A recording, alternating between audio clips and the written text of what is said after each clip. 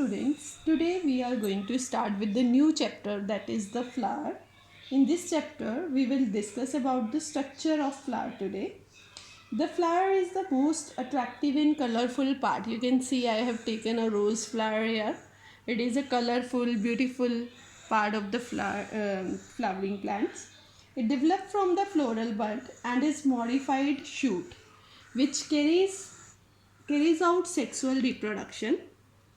A flower is attached to the shoot by a stalk. This stalk is called pedicel. Here in this flower you can see this region is called pedicel. This is pedicel.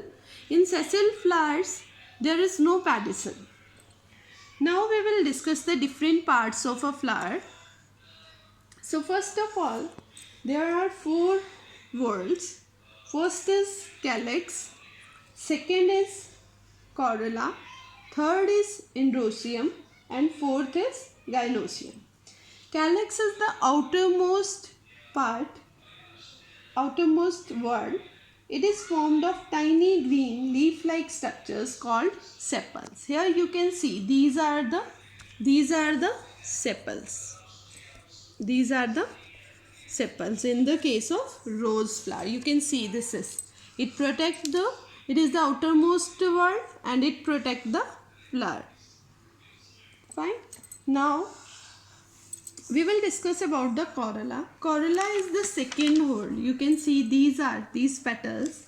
This is called corolla, or you can say petals. It is formed of petals. Petals are large and in most flowers they are brightly colored. You can see rose petals here. They are brightly colored to attract insects for pollination. These are called the accessory whorls of the flower because they just help in pollination but do not take part in reproduction. So next is the essential whorls of the flower we will discuss. First is androecium and second is gynoecium. Androecium is the third whorl of the flower. It is inner to the petals. Inside the petal it consists of the male reproductive part, that is stamen. You can see here, the stamens are there. Stamen, together we call it as stamen. I have taken this. You can see the upper portion is called anther and this lower this portion is called filament. Here you can see this is the anther and this one is the filament. Right? And here you can see the pollen grains and pollen sac. This region is called androecium. And each lobe of another contains two pollen sacs. The yellow powdery pollen grains are formed in the pollen sacs of anther. And pollen grains produce male gametes for the fertilization. Now we will discuss the female reproductive part. Female reproductive part is called pistil. It is having different, like ovary is there, style is there, stigma is there. This is called stigma. This is style and this is the ovary, and ovules lie inside the ovary. You can see here this region is called stigma, then these are style and this one is the ovary. And you can see I have taken this. You can see the ovule inside the ovary. You can see ovule inside the ovary here. So gynoecium is the fourth or the innermost whorl of flower. It is formed of single flask shaped structure which is called pistil or carpel, you can also say, in which three parts are there. We have discussed about ovary, style and stigma. Ovary is the swollen part of the pistil. It has ovules. You have seen ovules here. I have shown you ovules inside this part. Fine. And the ovules contain female gametes or eggs, or you can say ova. After fertilization, ovary matures into fruits and ovule form seeds.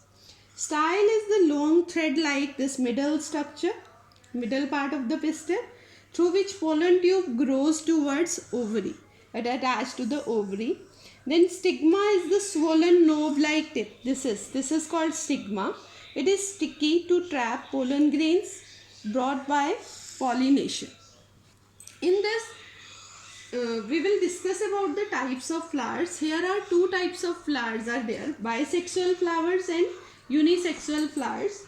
Bisexual flowers have both male and female reproductive organs, means both gynoecium and